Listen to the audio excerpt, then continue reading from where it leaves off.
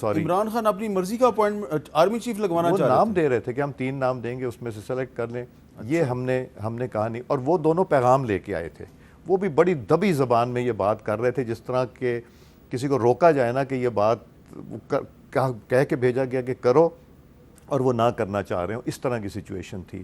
تو وہ ہم نے کہا کہ جی یہ ہمارے بس کی بات نہیں, نہ ہی ہم یہ آگے پیغام پہنچائیں گے, چونکہ ہم گئے تھے بغیر اجازت کے, اسی طرح جس طرح دوستوں میں ہوتا ہے ہم ملتے رہتے ہیں. تو انہوں نے بہت کوشش کی, مگر وہ انا جو تھی نا وہ اور ذاتیات, اس نے ملک کو نقصان پہنچایا اور یہ نیگوسیشن نہیں ہو سکی.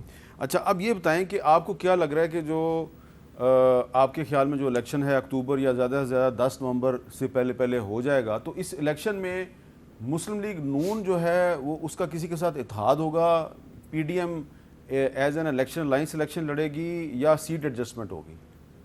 میری اپنی رائے یہ ہے کہ سیٹ ایڈجسٹمنٹ شاید ہو جائے, بٹ ایز اے الائنس مشکل ہے کہ ہم لوگ سب اپنا اپنا الیکشن لڑیں گے اس کے بعد, بٹ ہو سکتا ہے سیٹ ایڈجسٹمنٹ ہو جائے. تو سیٹ ایڈجسٹمنٹ آپ کی جے یو آئی کے ساتھ ہو سکتی ہے؟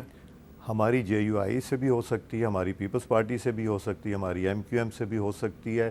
ہم پولیٹیکل لوگ ہیں, ہمیں بات چیت کرنا چاہیے. ہم اس پارٹی کی طرح نہیں کہ جن کا لیڈر کسی سے بات ہی نہیں کرنے کو تیار. استحکام پاکستان پارٹی اور پرویز خٹک کی پارٹی سے ایڈجسٹمنٹ نہیں ہوگی؟ ابھی تک تو کوئی بات نہیں ہوئی. ابھی ہم تو صرف جو آپس میں گورنمنٹ کے لوگ ہیں وہاں مشاورت ہو رہی ہے کہ بات چیت کے کیا کرنا چاہیے, 60 دن کے لیے کرنا چاہیے الیکشن. اچھا, آپ اب آج کل آپ جب لوگ ملتے ہیں, زرداری صاحب سے ملتے ہیں, آپ فضل الرحمان صاحب سے ملتے ہیں, تو یہ ذرا اس پہ گفتگو نہیں ہوتی کہ یہ استحکام پاکستان پارٹی آ گئی, پرویز خٹک کی تحریک انصاف پارلیمنٹیرینز آ گئی, تو یہ آپ کو کاٹنے کے لیے تو نہیں آئی؟ میں رزق میرے سامنے, اتفاق سے نہ مولانا صاحب سے, نہ ایم کیو ایم سے, اور نہ پیپلز پارٹی سے اس ایشو پہ ڈسکشن ہوئی. ویسے آپ کا اپنا کیا خیال ہے؟ نہیں, میرا نہیں خیال ہے, وہ اپنا رول پلے کریں گے. نہیں, میں نے یہ بات اس لیے پوچھی ہے کہ جو استحکام پاکستان پارٹی میں کچھ لوگ گئے ہیں, مجھے ذاتی طور پہ پتہ ہے ان میں سے کچھ لوگ جو ہیں وہ چاہ رہے تھے کہ ہمیں مسلم لیگ نون کے ساتھ ہمارا معاملہ ٹھیک ہو جائے, کچھ ساؤتھ پنجاب والے چاہ رہے تھے ہم پیپلز پارٹی میں چلے جائیں. اسی طرح جو پرویز خٹک صاحب کے ساتھ گئے ہیں, اس میں سے کچھ جو ہیں وہ مولانا فضل الرحمان کی پارٹی میں جانا چاہ رہے تھے, کچھ مسلم لیگ نون میں جانا چاہ رہے تھے. تو اب تو یہ دو نئی پارٹیاں بن گئی ہیں. تو یہ تو آپ نے بلکہ خود ہی اپنی سوال کا جواب دے دیا کہ سیٹ ایڈجسٹمنٹ تو پھر کسی سے ہو سکتی ہے, بٹ ابھی تک کوئی ڈسکشن ان کے حوالے سے, ایٹ لیسٹ ہماری جو آپس میں بیٹھے ہیں پرائم منسٹر صاحب کے ساتھ, یا کل مولانا صاحب کے ساتھ تھے, صبح ایم کیو ایم کے ساتھ تھے, اس سے ایک دن پہلے زرداری صاحب کے ساتھ تھے, وہاں میں ان ساری میٹنگ میں تھا, یہ میرے ہوتے ہوئے کوئی بات نہیں ہوئی.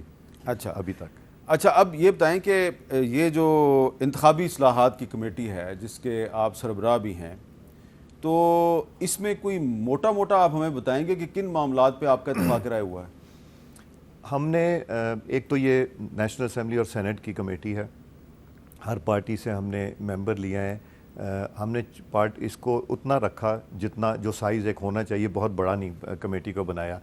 اس میں جو ریکمنڈیشن سینٹ میں تاج حیدر صاحب نے ایک کمیٹی بنا کے تیاری کی تھی, ہم اس کو بھی لے آئے.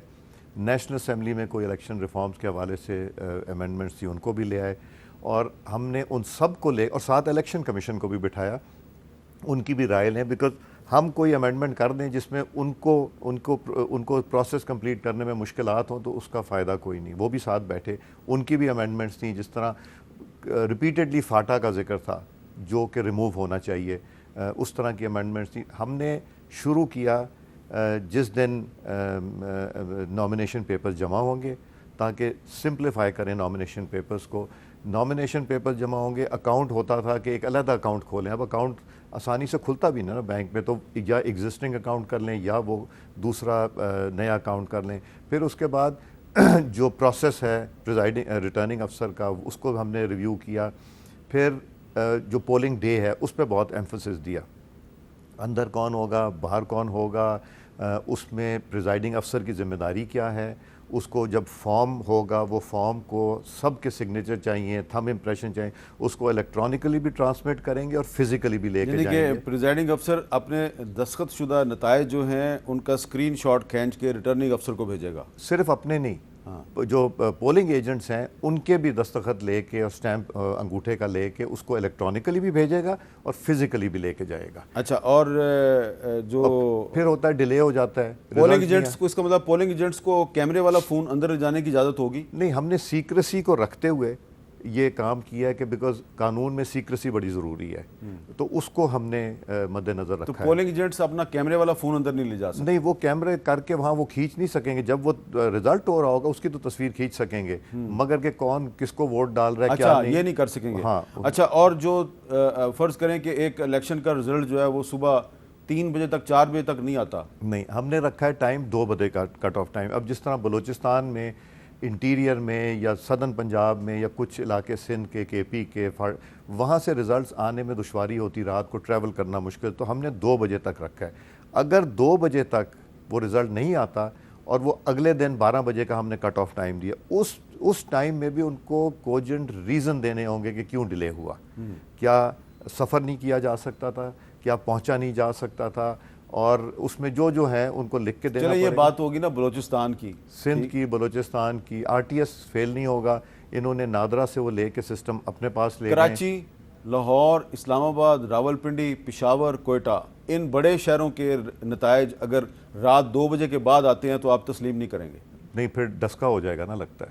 پھر ڈسکا ہو جائے گا. مطلب ڈسکے میں ہم جو کچھ سیکھا ہے اس کو بھی یہاں کرنے کی کوشش کی ہے کہ ڈسکا اور دھند کو بھی اوائڈ کیا جائے.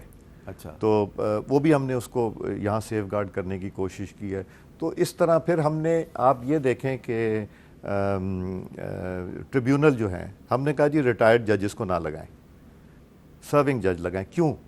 اس لیے کہ ریٹائرڈ جج جو ہے نا پورے 5 سال کوشش کرتا ہے، جو اس نے 6 مہینے میں کام کرنا ہوتا ہے کہتا ہے میں 5 سال میں کروں. کیوں کروں؟ بیکاز جب اس نے وہ فیصلے کر دیے تو پھر تو ان کی افادیت ختم ہو گئی، ان کو پیسے ملنے بند ہو گئے.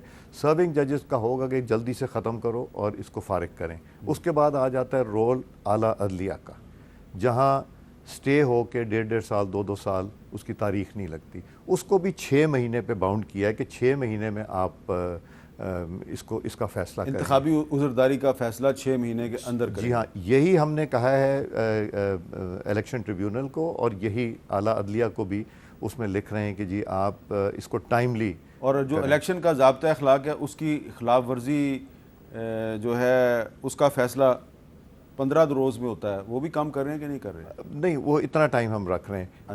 ہم الیکشن کمیشن سے ہماری جب ڈسکشن ہوتی رہی، ہم نے ان کی بہت سی چیزیں نہیں مانی، مگر بہت سی چیزوں میں ایڈمنسٹریٹو ان کو اتھارٹی ہونی چاہیے کہ وہ ان کی ایک تو انڈیپینڈنس بھی رہے اور ان کی ڈے ٹو ڈے فنکشننگ میں افیکٹ نہ ہو.